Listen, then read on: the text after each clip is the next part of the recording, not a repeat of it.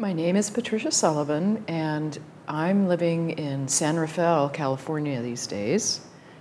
My first yoga teacher was a book, and someone gave me a book called Yoga, Youth, and Reincarnation, and I started doing sun salutations from that book, and I fell in love with that right away.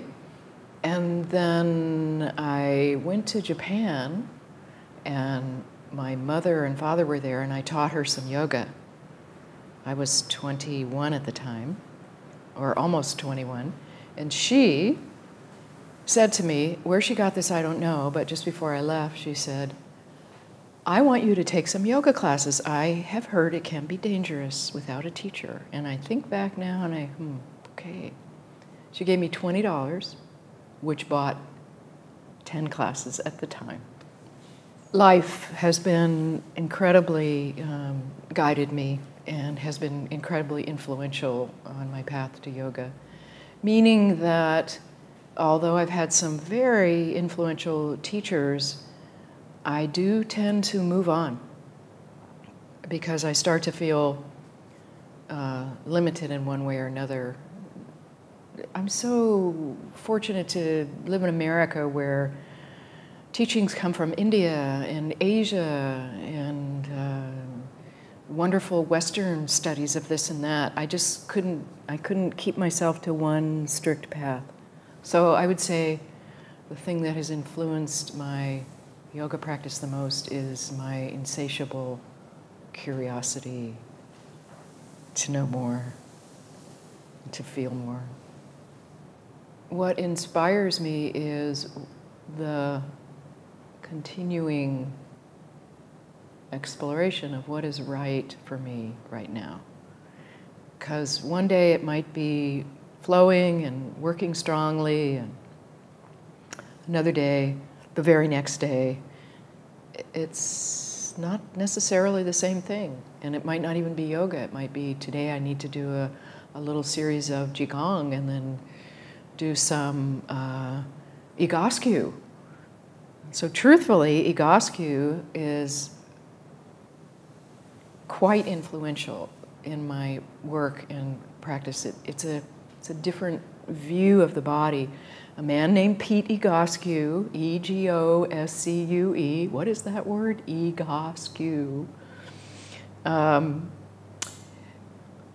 was shot in Vietnam. And he was shot either in the buttock or the hamstring or both, and he healed. It was a long healing, but as he healed, he found himself sinking into more and more pain because compensatory patterns were coming up in his body that he didn't understand at all. And so parts of his body had stopped working and other parts were overworking. And this is a recipe for pain. When we're out of the gravity line, now you may not even know what gravity line means, but you can see that I'm not in it. Because I'm leaning to one side. So this side of my body is working really hard to try to bring me back. And my head is trying to figure out where's upright. Because our head tries to keep level. So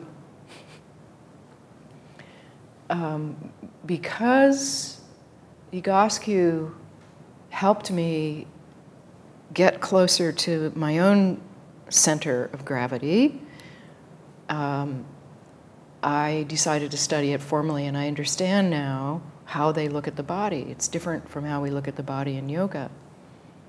And the questions asked about what a person needs are, how do we get this person back in the gravity line? How do we get them centered? And how do we do that in such a way that they can move as far out of that gravity line as they want and still come back to neutral?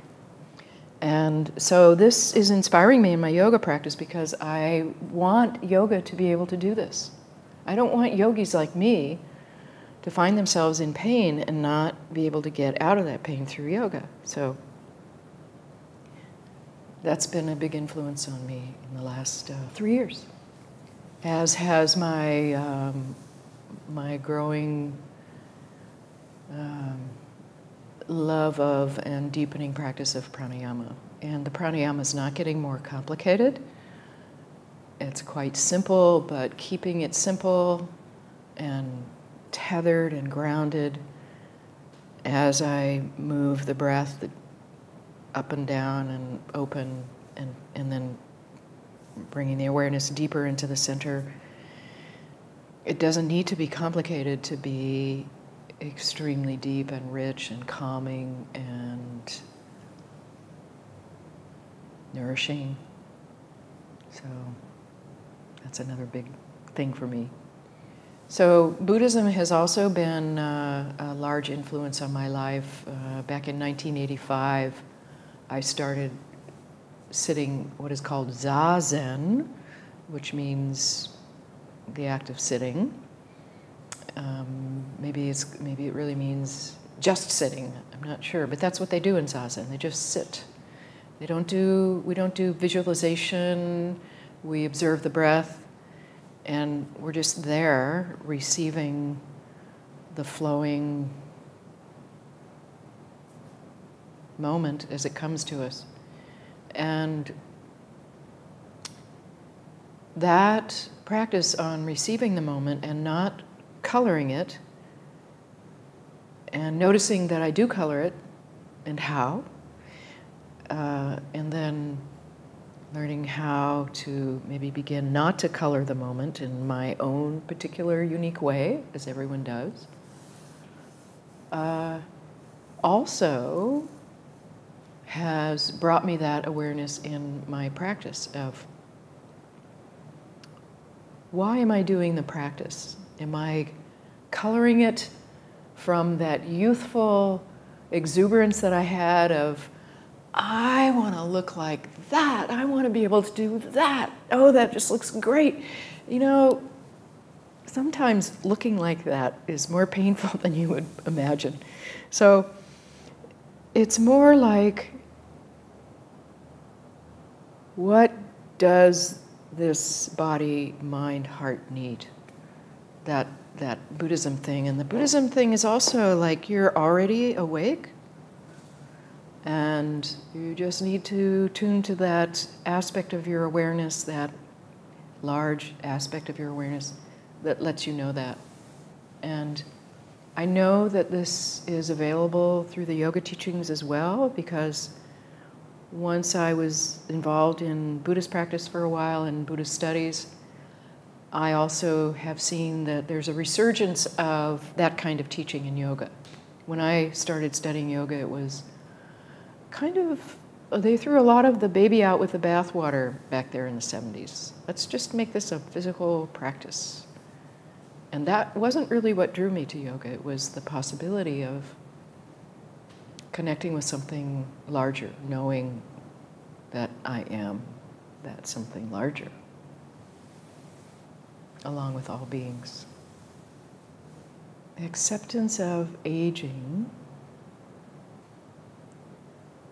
is sometimes just totally second nature. Yeah, I'm a little creaky, getting shorter by the day, lots of white in the hair, sagging skin, etc. And other times it's like, oh, I didn't know it would be like this. It's kind of like a mother who's, I equate it to what I've seen with mothers. It's like, I didn't know that holding this tiny little thing would be so much work. And I didn't know that she would require 100% of me. And she does, and I don't get any sleep. So I think, of aging, it's like, I didn't know, I had no idea what this was going to be like. And it changes every day. And so it's like, in a sense, it's like receiving it freshly every day, the changing, it's just change. I knew things would change. I knew I would change. I didn't know how. I thought I knew how. I thought yoga had this great insurance policy doing yoga. I won't have pain. Not me. Not true. So being kinder to myself and not expecting myself to be able to do what I used to be able to do. Exploring the terrain of possibilities with much more kindness in my heart towards myself. Kindness and grateful for everything I've ever had. Continuous opening to gratitude. And actually meditating on death has been useful too. Noticing I've seen only a couple of people after they passed. And when I channel that experience, it helps. Because it did not appear to me to be a bad thing.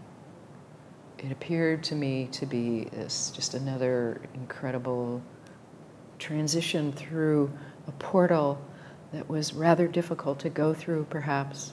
But when the portal opened, again, childbirth, the freedom was there. So that's helpful. One time I was explaining to Judith Lassiter how Judith Lassiter was one of my early teachers. And I was explaining to her how, because something in my body hurt, I don't know what it was at that time, I had modified a particular pose in such and such a way. And she said to me something that I will never forget. She said, "Pain is your guru." And it was like, okay, that's a guru I can accept. So I try to remember that the pain is offering me a lesson. And even though I may not know the answer, I have discovered that if I just, instead of going to the place in me where I have felt very small and this question arises, what's wrong with you, Patty? What's wrong with you, Patricia? There's something wrong here. That word wrong. When I hear that, I think, oh, nothing wrong, something to learn. What is it? And then I may have to wait a little while to get the answer, but something comes. Something comes. How does one know if one's practice is working? If I haven't abandoned it, it's working. And maybe even when I do ultimately abandon it, it will still be working. Because I'm sure at some point I will abandon the physical practice. I don't think I'll ever abandon, the practice is in me. It's so embedded in my stream of consciousness, in my sleeping and waking, it's just embedded in me. And I think, like a mantra, if you chant, Gate, Gate, Paragate, Parasamgate, Buddhi Svaha, over and over again, going beyond, going totally beyond my limited mind to awakened mind. May it be so.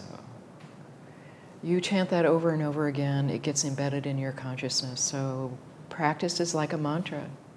It's embedded in me. It will never leave me. So it's working. It's working because it is not something I can step away from. Even if I'm just sitting here, it's here. It's in me.